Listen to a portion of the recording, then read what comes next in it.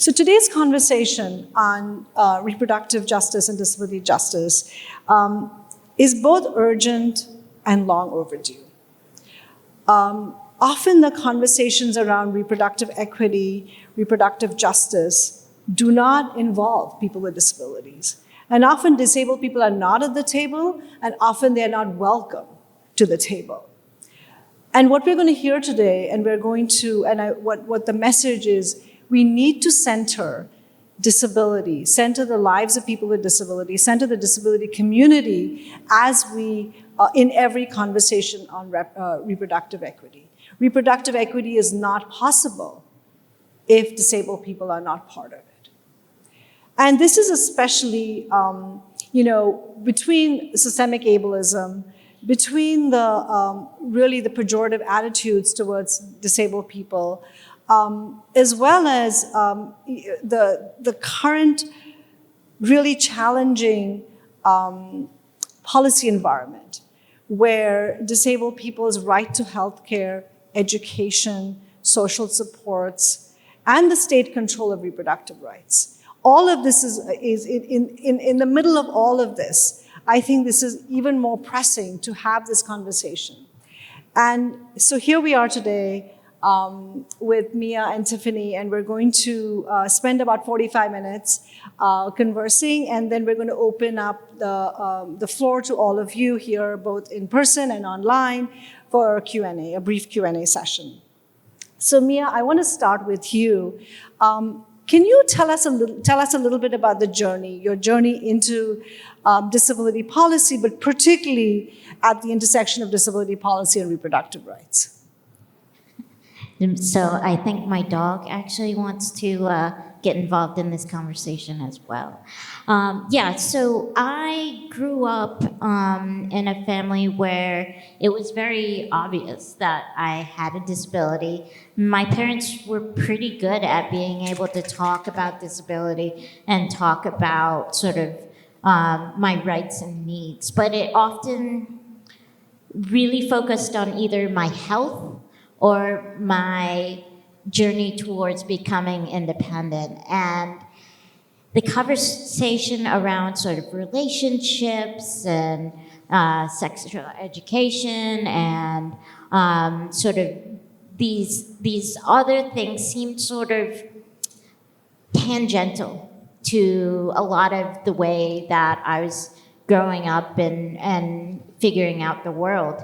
And so, I think that it took a while for me to really understand that I was seen differently and that people made assumptions about not only my sexuality, but like whether I would be able to parent, whether I could live independently. And those things started coming up as I got into high school. And so, I got into disability work as a social worker and began thinking about how I always felt like I had to portion out myself, where I was either disabled or as a woman or as an Asian American. I could never really talk about these things in tied together. And so I remember sitting in social work classes and being like, I don't see myself in this work. I don't see my experiences reflected in this work. And so that was when I started really doing my own research, which I know nowadays that kind of sounds like pejorative, like just due to the misinformation that's abound now in social media. But back then, it was really about trying to find myself in the work, trying to find disabled women who showed up, were advocating for a wide variety of issues, including women's rights issues. And so, ran into Fannie Lou Hamer, her work was, foundational to a lot of the work that I do today. Judy Heumann, There are just a lot of different people that I got to learn from, but that had to be sort of like extracurricular. And so the work that I've been doing for a while now is to try to ensure that people do see themselves in advocacy. They're able to recognize their whole selves in the work that we do. And I think that's really important, to be able to feel like you're included and that you're being seen and that your issues are going to be addressed. Thanks, Mia. Tiffany, I'd love to hear about your journey as well into this space. Sure. So I really started my sort of professional journey, I would say. I liked how Mia said that, actually. I'm a deaf person, so I was looking for representation in the same way.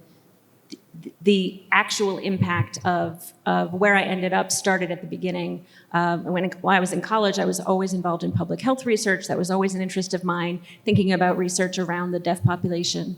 But where I didn't have an end goal in mind at the time. The field was appealing to me. And when I was in college, you think about medical school, you have rotations in medical school, and I always tell people that the reason that I got interested in women's health in particularly women's health, it sort of chose me, I would say, as opposed to my choosing it. Working with patients and feeling like I could empower patients through information that I could share, seeing the experiences that they'd had, the struggles, the challenges, and even going to the OBGYN as a deaf person, as a deaf woman, and feeling like so unsure of yourself. And I saw that there was a way I could encourage patients to advocate for themselves, to receive that empathy in those spaces that they deserve. So I thought about medical school, but I really discovered that research was really more my field. And I did 2 postdocs. I knew I wanted to concentrate in women's health, but that's a huge field. So how do I specialize? I took some time to do some research and figure out exactly which part of the women's health sort of universe was appealing to me. And I worked with contraception, as well as pregnancy experiences and abortion experiences as well. So those are the 3 focuses that I work with right now, family planning, and my interest in advocacy around those areas. At the moment, I'm still involved in research, but a little bit less because we're focusing a little bit more in the work that we do in change and implementation. So I am the executive director of Deaf Hub right now, as was mentioned in my bio, and we're trying to encourage more deaf and hard of hearing people to become doctors, to join the healthcare field as providers, to be biomedical researchers, whatever their interest may be in the field. So because that way, the more representation is there when deaf patients go to see their doctor is also deaf, also uses American Sign Language. So that would be where I'm at right now. Thanks, Tiffany. Sort of both of you brought up, and Mia, particularly what you said about sort of not seeing yourself, right, growing up. And a lot of that relates to sort of this dominant narrative that disabled people are unfit to be parents, they're non-sexual, they should not be pregnant. And so what I'd like to hear from both of you, and Tiffany, maybe starting with you, is how do you think this dominant narrative affects clinical care, particularly clinical care for deaf people, but also just in terms of clinical care in the reproductive space, of course, for disabled people? Sure. So I would say there are 2 main areas that I would address with that. The first one would be a lack of data around deaf people, and then a lack of information, or really, I guess, a lack of information access or inconsistent information access.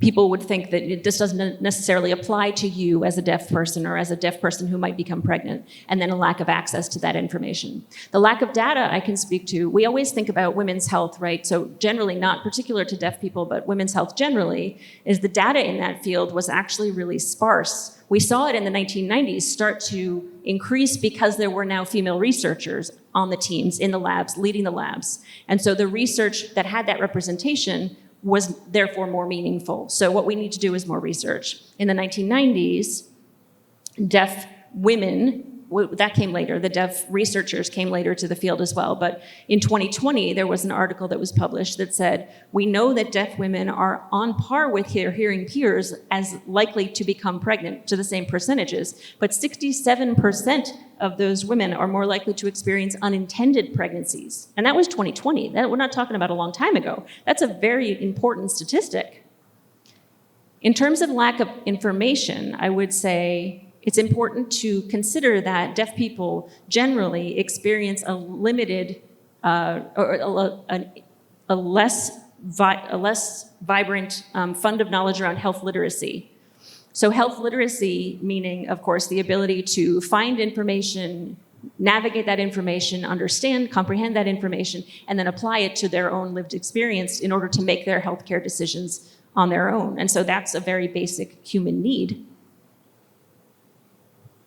So deaf people are almost 7 times more likely to have inadequate health literacy compared to their hearing peers. And that has been documented as well.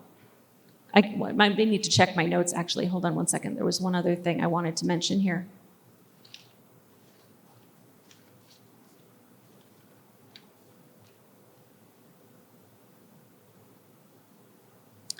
So those are some of the important considerations. And then once a deaf person gets into the doctor's office, they're meeting with their provider, is there an interpreter? Right? Maybe, maybe not. Does the provider themselves know how to work with a deaf person? Have they had a deaf patient before? Can they understand the deaf culture? Can they even consider that there is a deaf culture when a deaf patient comes into the room with them with limited or insufficient health literacy information? So there's a lot of considerations, even just accessing their provider. At this point, I think it's also important to talk about the importance of reproductive justice and what that would mean to me, for example, as my lived experience as a deaf woman. I think I want to repeat the definition of reproductive justice. I know it was mentioned at the beginning, but that is the human right to personal bodily autonomy and the right to have children or decide to not have children, and then the ability to parent them in a safe environment. And so at the moment, I've worked on 3 of those 4 pieces. And I'd like to break down the first one, if I may, that personal bodily autonomy. What do we mean by that? We mean getting information, complete information, having access to that, whether or not whether the information is available in ASL. I can say also there are 2 that I know of, 2 organizations that I know of. One is called Who Not When, that speak about abortion access, speak about late abortion in American Sign Language. They recently added ASL materials, I would say maybe 2020, 2021, not that long ago again, but now their materials are available in ASL also. And so expectant parents or folks who are considering abortion have that opportunity. And then there was a second one, so that when folks go to the doctor, they're getting that full information about the options that exist for them in whatever situation they may be. And maybe that's abortion and maybe it isn't.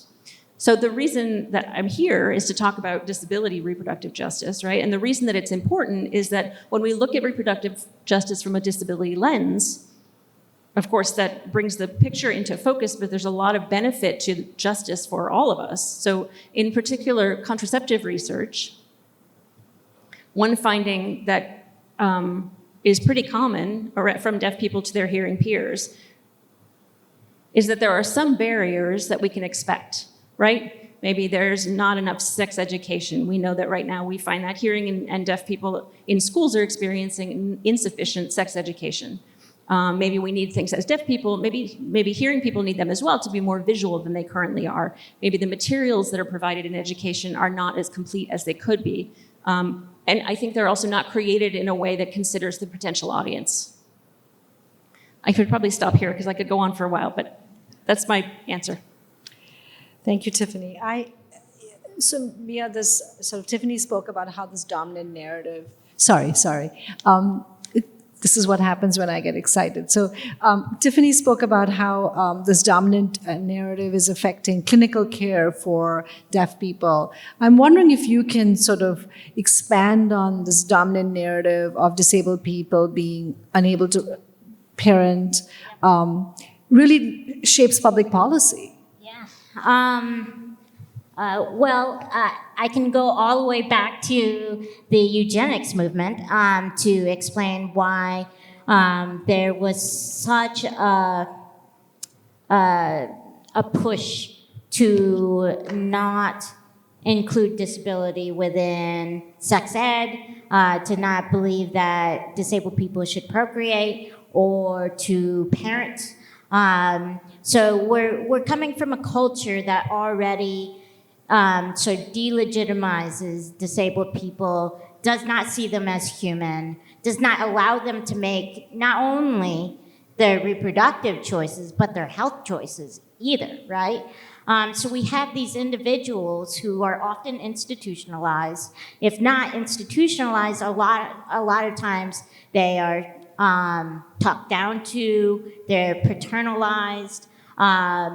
And so these individuals are often not in control of their lives in general. We see guardianships happen all the time where we see kids going straight from IEPs to guardianships without any real conversation about trying to help them become independent, sufficient people in communities. And so these individuals are often trained by the people that they trust to believe that they have no control over their bodies. And so when I look at the disability rights movement, and I look at the reproductive rights movement, there is a lot of overlap because there's this belief that certain individuals do not have a right over their own bodies, to control their own destinies, to control their own bodies. And so we see a huge amount of, I believe it's up to 90% of individuals with intellectual disabilities who are victims of rape and sexual assault. For disabled women in wheelchairs, the rate is around 60 to 70%. And so it's higher amongst individuals with disabilities than it is amongst individuals without disabilities. And part of that is because, one, they have more difficulty complaining about the situation. And when they do complain, they're often not believed. So we have this situation where individuals are at risk of being sexually abused and thus at risk of becoming pregnant. And then when they do become pregnant, often they're told they're not allowed to raise their own children. Disability can be a main factor for removing a child from a home right now in many states. And so then we have sort of this cascading effect where these individuals are treated as subhuman, and we have a continuation of that through even the reproductive rights movement, where a lot of individuals say, you know, we have abortion because we need to abort these children that have disabilities. And so we've had this difficulty in of bridging the gap between the disability rights movement and the reproductive rights movement, even though we're fighting for the same things, because there's this misunderstanding of the disability community and what they're fighting for, and partially that's because we're not allowed to speak for ourselves, right?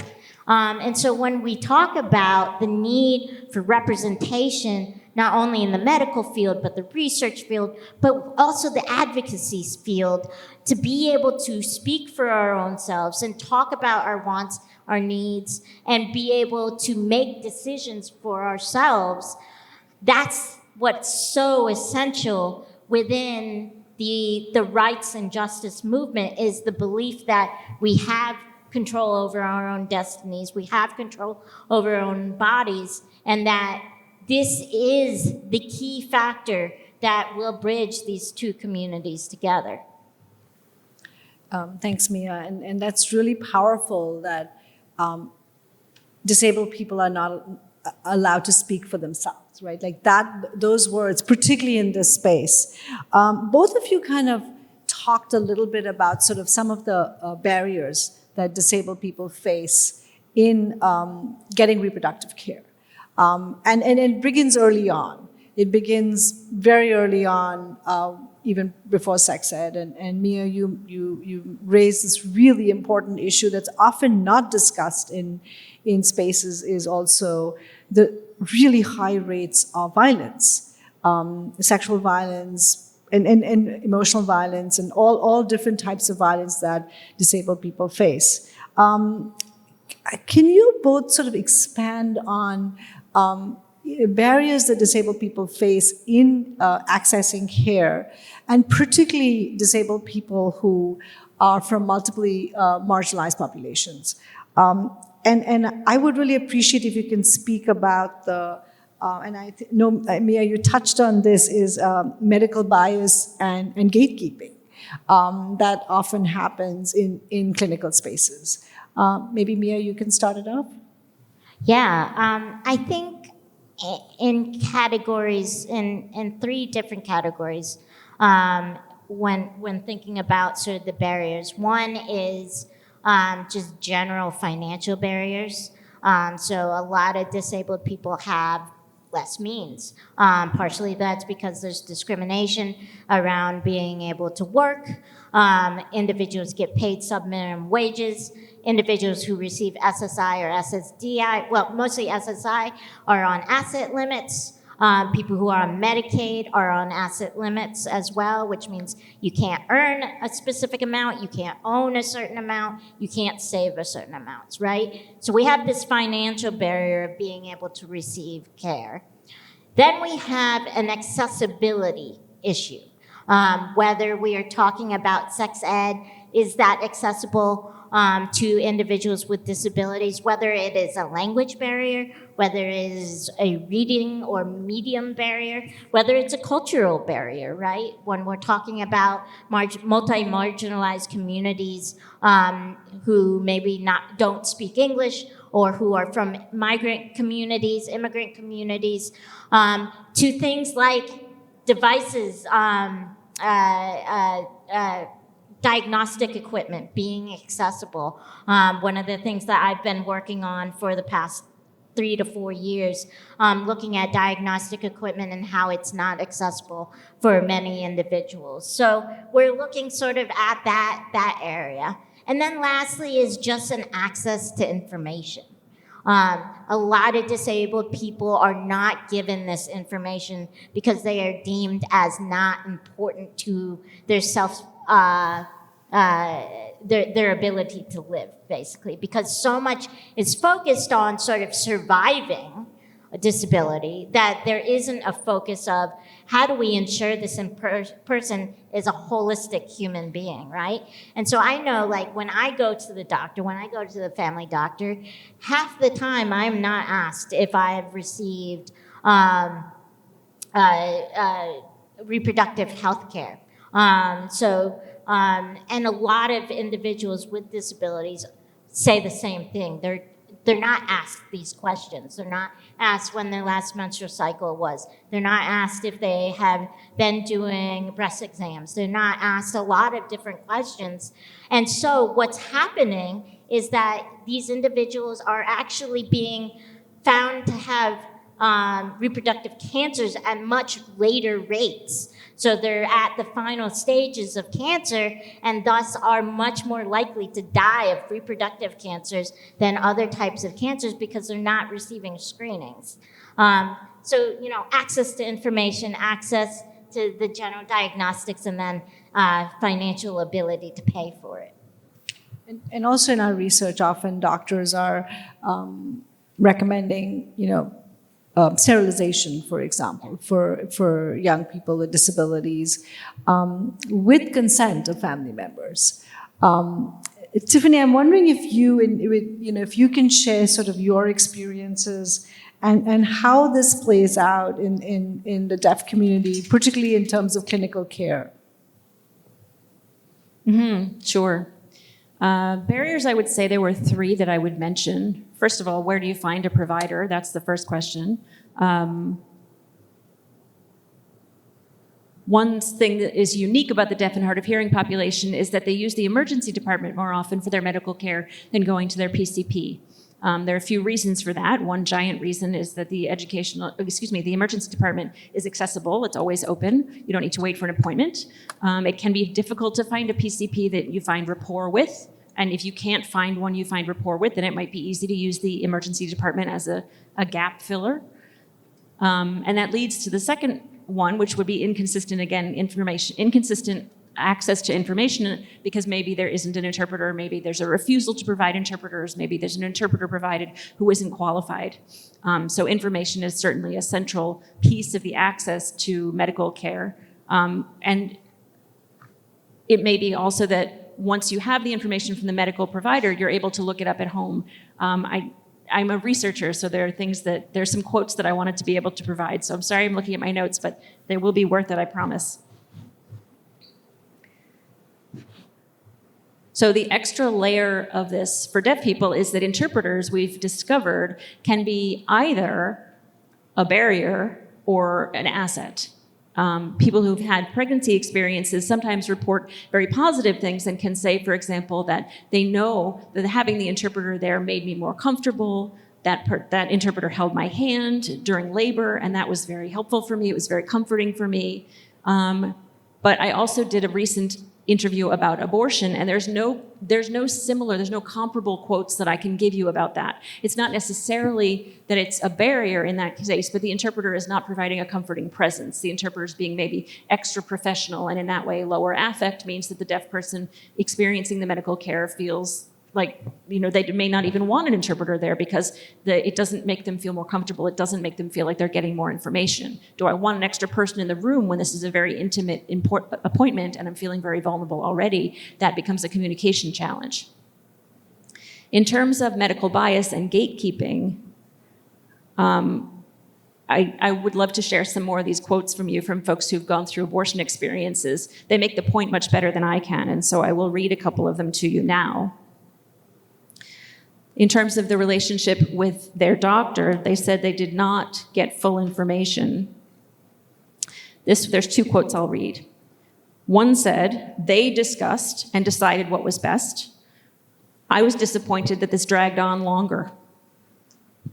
And the second one is, "Providers didn't really interact with me because my parents were hearing and they were conversing with the doctors and nurses.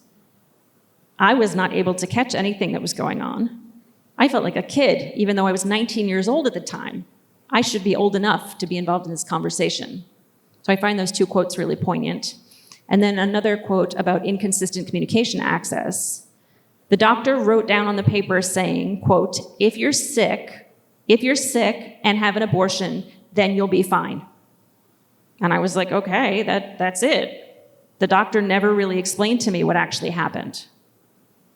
So even in our most recent conversation, this person didn't understand to that day why she needed an abortion, why that was even an option. So these are just some examples from my own personal qualitative research about what's going on out there in the world even today. Thanks, Tiffany.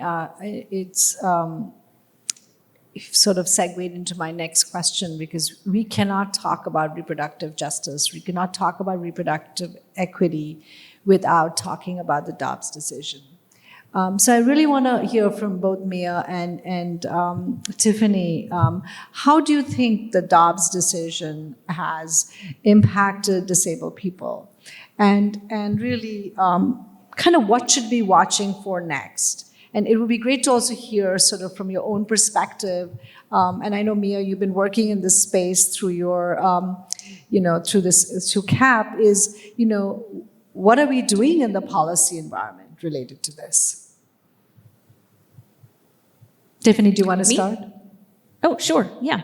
I would say the biggest issue is confusion around the Dobbs decision in the deaf community. I had a friend who actually asked me shortly after the decision was handed down, she said, so that means abortion's illegal in the country now, right? And I said, no, but it means that it's state-by-state decision, and that's actually more confusing.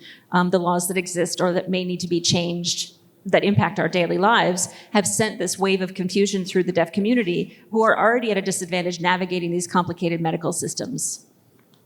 And as I just mentioned, the interviews that I've been doing around abortion experiences, even before Dobbs was handed down, in multiple years, there were challenges with where to go for abortion care, weighing whether it made more sense to go someplace local because it was local and accessible, or to focus on communication access.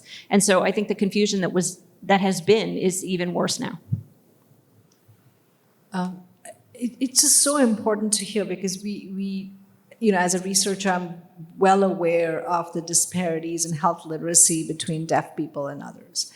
But then you look at the Dobbs decision and you realize, like, this is such a concrete example of health literacy, right? Is this confusion about what this means, and how does it affect them? So, yeah. Yeah, I mean, even doctors don't really know what the rules are. Some places have specific exemptions for specific medical conditions, but they're not sure, does the person have to be literally on their deathbed, or are they likely to be on their deathbed? So there's a lot of confusion out there, definitely. And when you're already having a lot of confusion, adding this nuanced conversation into this really very contentious issue that can be very traumatic for families to make a decision on. We're looking at recipes of disaster, where we have literally a woman, I believe in Florida, who was considered brain dead, but is being kept alive because her fetus is still viable. And so, I mean, I can't imagine what the family is going through right now. One of the things that I think about a lot when politicians go out there and they're like, well, states can decide and people can travel and yada, yada, yada. Traveling is extremely hard on any circumstance. But when you talk about individuals with disabilities, we talk about an added weight to the conversation, because a lot of individuals with disabilities can't travel.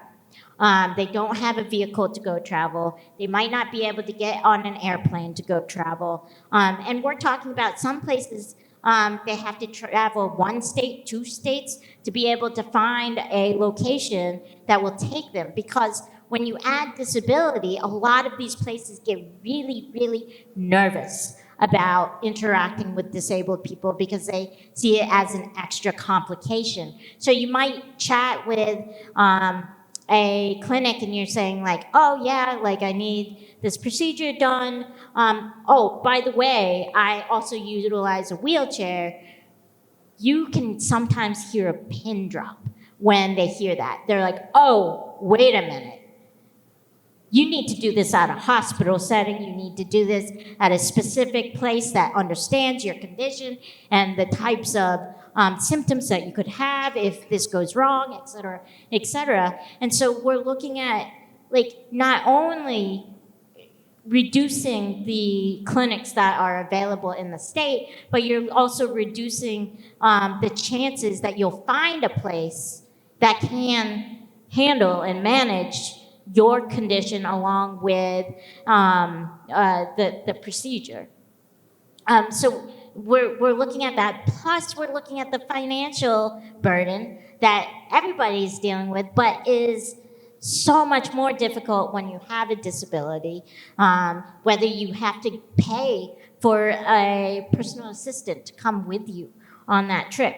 What if your personal assistant does not approve of you having that, so you can't actually get them to travel with you? I mean, all of these issues are compounding for disabled people. So it's not just simply saying, oh yeah, I can go to the next state and get this procedure. And I think it's really important to understand that for disabled people, there are times when having an abortion will save your life. Because you cannot have a baby without putting your life into danger. And so I just get so annoyed when I hear these politicians who go out there who have no idea what they're talking about and are really just talking out the side of their mouth because they don't understand the situations that people go through on a daily being. And that relates to exactly this conversation that disability needs to be front and center if you're having a conversation on reproductive equity. And I think added to your, all these barriers is also just accessible environments. Is the transportation system accessible? Is wherever this, this other facility that they're going to, is it accessible? And just also the attitudes, how are people, interacting, and what are their attitudes towards providing care to disabled people?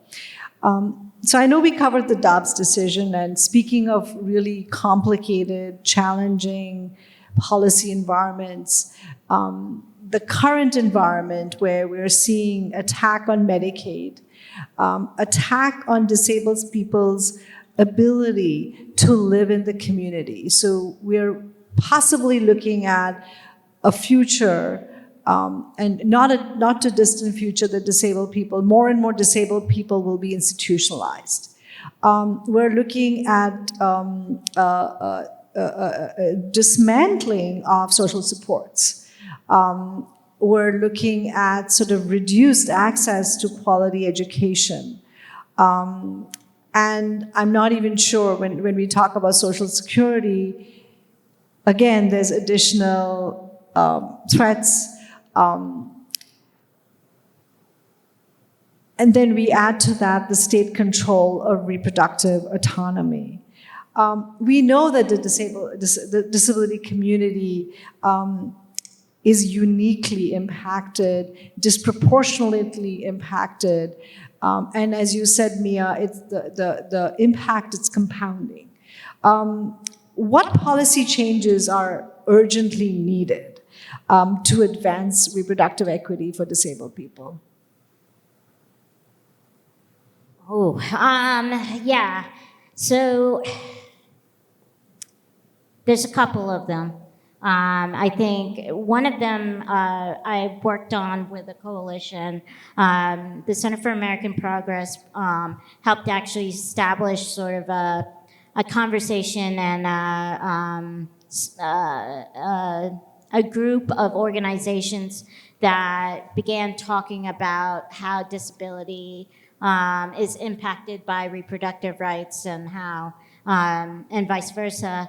And we understood that one of the big areas is inaccessibility at clinics. And so one of the areas that we worked on was to update the Rehab 504 Act for HHS.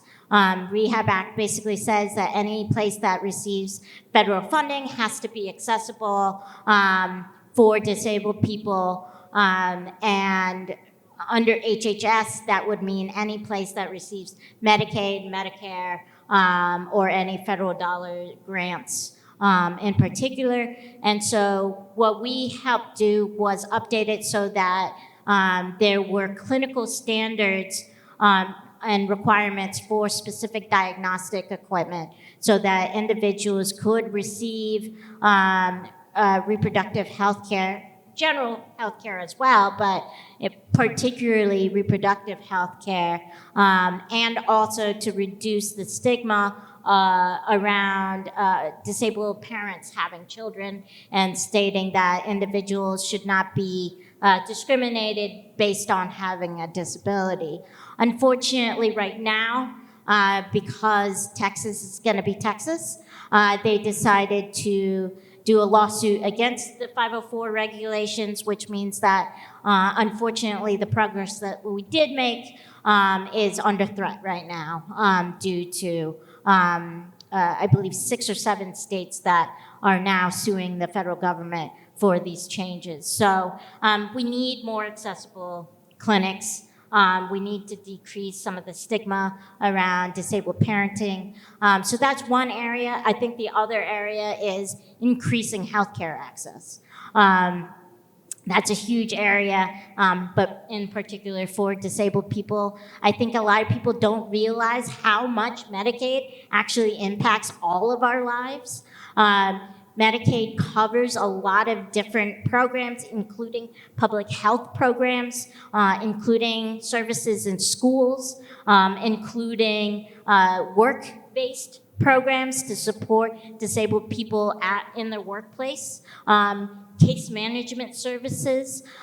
So, when I think about healthcare, I think about Medicaid because it covers so many services, particularly for the most vulnerable in our community. So rather than what this reconciliation bill just did, which was cut over, I think, $7 or $8 billion of Medicaid funding, that we need to actually boost Medicaid funding because dollar for dollar, it is actually one of the most financially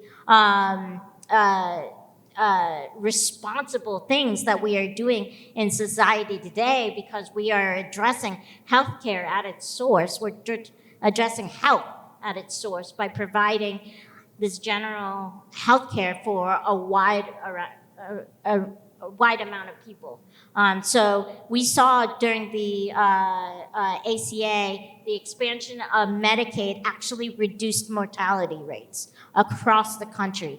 And it also helped reduce maternal mortality rates as well. So expanding healthcare is one of the most basic things that we can do to help reduce it. And then, of course, getting federally stating that the decision on Buck v. Bell, which says that individuals with disabilities can be sterilized against their will, we need to get rid of that as well. Still law of the land. Thanks, Mia. Tiffany, would you like to add anything? I don't think there's anything I can add to what Mia just said. I agree with everything she said. And I think we need to, as a society, I would say, the Americans with Disability Act was established. We needed to push for that, right? That didn't happen easily. That was something we talked about, that it didn't happen just organically, as the representative was saying. So we've already seen the Section 504 has been attacked. We've talked about that. And the reason that the challenge was changed was because there was advocacy. There were letters sent.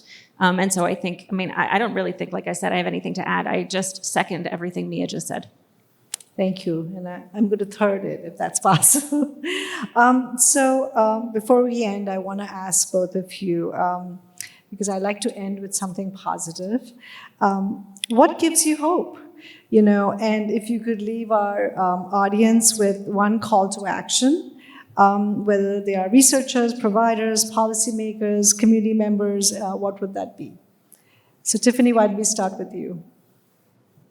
Sure. I would say one thing that gives me hope is events like this, to be very honest. Having this conversation publicly that people are attending, creating a climate where it's not taboo to have these conversations, but rather it's an open environment and something we should be talking about so that the advocacy continues. I'm really thrilled to see the number of folks that we have here today, to know that it's being live streamed and being attended virtually as well. And it also, the fact that these events, exist gives me reason to continue the work that I'm doing, which is about spreading information, and especially the confusion that exists out there around the medical system in general, but specifically around the news we're getting about abortion, things that we shouldn't be missing, that are easy to overlook. So I feel like we are making progress, and we can keep our chins up that way. I think a takeaway I might leave for the audience would be that representation, like we've talked about, is so very vital. We need to call for that. We need to push for that representation in all aspects of healthcare. And the more we can see people that represent ourselves, bringing in interpreters so there's communication access, accommodating patient needs, whatever they may be, I think that'll go a long way. Thank you, Tiffany. Mia, what about you? Oh, gosh. What gives me hope, I think, is seeing the progress that we have made, even though at the federal level, we've seen a lot of rollbacks. I think more and more people understand that disabled people exist and that our needs are should be addressed. Like we at the Center for American Progress, we hosted a summit recently just on disability, reproductive healthcare, and equity, and had a bunch of different organizations from the disability community and the reproductive rights community come together and talk about sort of our agenda for the next 5 years. So being able to have something like that and have, over 40 people, 40 to 50 people come and attend, I mean, that's huge. We would never see that even 5 to 10 years ago. So being able to see the March of Progress, being able to see someone like Representative Ayanna Pressley talking about these issues, it's a huge win. So that keeps me hopeful. In terms of what folks can do, I'll try and keep this C3, but educate yourself on various policies that can impact your life, and talk to folks who can make decisions around that. So talk to folks. Thank you. Thank you, Mia. Thank you, Tiffany. Really, thank you for sharing your insights. And we have a little bit of time for questions. So there are questions that have been coming in, and those who are here in person, I think there are QR codes in your chair. So do whatever needs to be done to get the questions across. I'm going to start with, okay, this is a great segue to Mia, to what you just talked about, is how do you think we build bigger coalitions? How do we get traditional reproductive advocacy organizations to see our collective struggle and power? It's better, but still not great.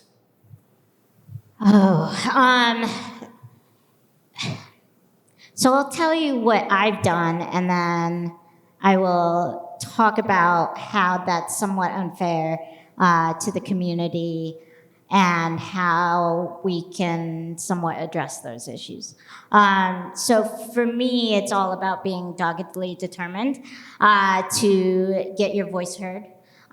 So for me, I do a lot of research. I look for the people who are in charge of whatever area that I want to get them to hear me about a specific issue, and then I send a lot of emails until they respond. So, I think it's really learning who are the players in the work, learning about the issues, and then connecting with the people who are doing the work is really important when you're sort of delving into this type of work. I think that a lot of times it has become incumbent on the disability community to have to do that outreach, and that's where I'm saying it's a bit unfair because our issues are not very unique.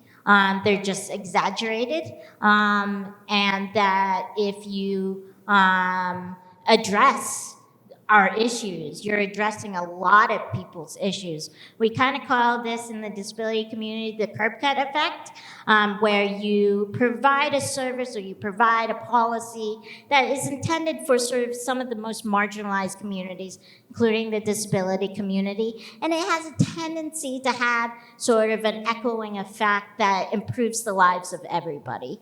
One of the things we try to talk about when we talk about disability is you can become disabled at any time. And this isn't a threat. I'm not saying I'm going to make you disabled. But what it is talking about is that the disability community is so spread out in our communities today, and is actually increasing due to one, aging, two, because of our crumbling healthcare infrastructure, and three, because of the mass pandemic that we are still somewhat in. All of those three factors has resulted in a significant increase in disability across the country and across the world. So these are issues that need to be addressed. And so talking to folks about that and encouraging them to reach out to the disability community is something that I try to do so that the next person after me doesn't have to fight so hard. Great, thank you. Tiffany, we have a question for you. What do you think interpreters can do to improve care in reproductive healthcare settings for deaf patients? That's a great question. I think educate themselves in the way that other people would need to educate themselves, and then be prepared for whatever situation you're going into. If you can, if you are comfortable holding hands with the patient, if you can provide some sort of supportive words. I know there are boundary concerns. I know some situations it can be okay, depending on who you are and who you're working with, to be flexible about those boundaries and be a human. I would say that. Thanks, Tiffany. We have another question. The health of women and girls is crucial in the reproductive justice field. However, how can we also ensure that reproductive justice work, policies, and conversations are inclusive of all genders? That is, anyone can have a uterus, not just women. Mia, do you want to start us off?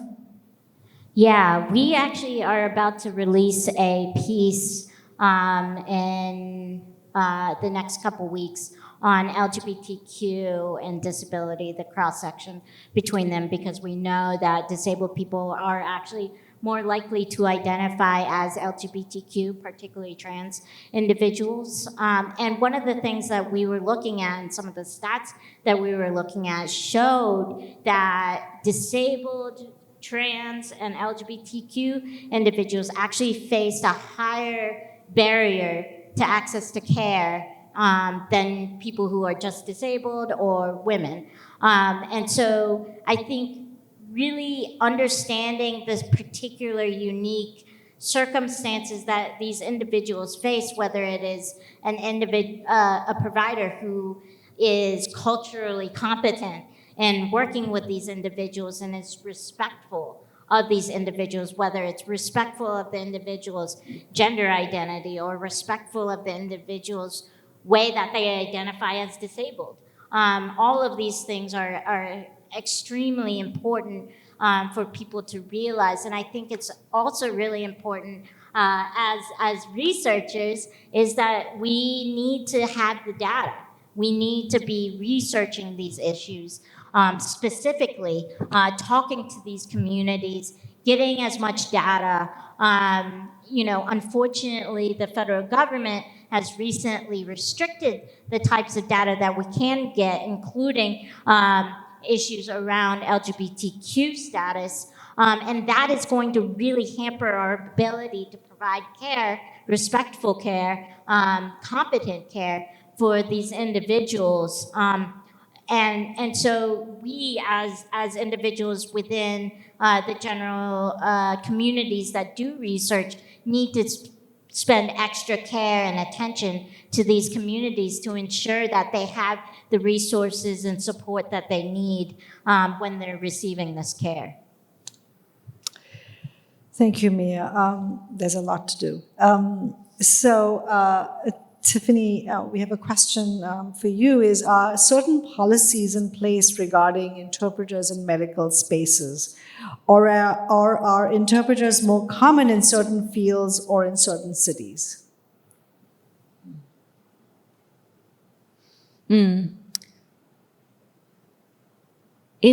think it's a good question about the field. I don't know that I can necessarily answer. I don't think I know where in the healthcare field you see more interpreters. I know regionally or in cities, with their large populations, it's strange to say, if there's large populations, maybe in New York City, for example, Rochester, New York, have large populations of deaf people, and then consequently more large populations of interpreters. Thanks, Tiffany. I'm going to end with one question that I'd love for both of you to answer from the audience is, what advice would you give to disabled and chronically ill people who are struggling with gaslighting and discrimination in healthcare settings when it comes to advocating for their needs? Tiffany, I'm wondering if you can start us off. Wow. If you feel like the provider you're working with is not respectful, not listening, not hearing you, and doesn't care, then move on if you can. It is your right. actually first educate yourself, right? I know that people say that, and it can be a challenge. You know, you need to arm yourself before you go into these appointments. That's a sad fact, but arm yourself with that information, and then follow your intuition. Listen to your gut. If something feels off, believe it is off, and then move on. I know sometimes it can be difficult to advocate for yourself on a repeated basis. This is an ongoing challenge, particularly for people who are pregnant. If you feel well and you have a positive outcome, that's not necessarily that it was a lack of a negative outcome. It's just that maybe you're too tired from the process, too exhausted mentally and spiritually to pursue a fight about something. So find people you know that will support you in that process. Make sure you have a team in place. That would be my advice. Mia? There's two issues. One, you know, for people who have the resources, I highly suggest that you, as was previously said, to be an advocate for yourself. If something feels wrong, get a second opinion if you have the resources to do that. Unfortunately, I know a lot of disabled people who don't have the resources, whether it's because they don't take your insurance or you live in a rural location, etc. I think, you know, try and build a support network of advocates that may be able to come to your appointment with you, that can help provide that extra sort of leverage in those conversations, because sometimes when you go by yourself, they don't believe you, or they think you're drug seeking, or blah, blah, blah. So try and have somebody that you trust go with you if you're not able or don't have the resources to be able to get a second opinion. I know that the disability community is a community that talks a lot to each other. We use each other as sort of our own phone books in the community. So I highly suggest, if you are not involved with the disability community and you have become newly disabled, to find that network within your own communities. Sometimes it's in the real life community, sometimes it's online, but find that support network, because they often can give you suggestions on great providers, good hospitals, and the resources that you might need throughout sort of your experiences with the healthcare system. Thank you, Mia. Really, thank you, Tiffany and Mia, for really sharing your wisdom, your perspectives, and really everything that you're doing, your commitment to reproductive rights for disabled people. I also want to, again, thank the Museum of Science for creating this incredible space, but also for inviting us to have this conversation, because as Mia said, it's these, and Tiffany, is that it's these conversations that need to happen, because this advocacy cannot just be on the shoulders of disabled people. Everyone needs to be part of it. Everyone needs to understand the curb cut effect, because we are benefiting from the advocacy that a few people are engaging in. So let's all be part of this community, and let's make sure that disabled people's rights and needs are front and center in our fight for reproductive rights.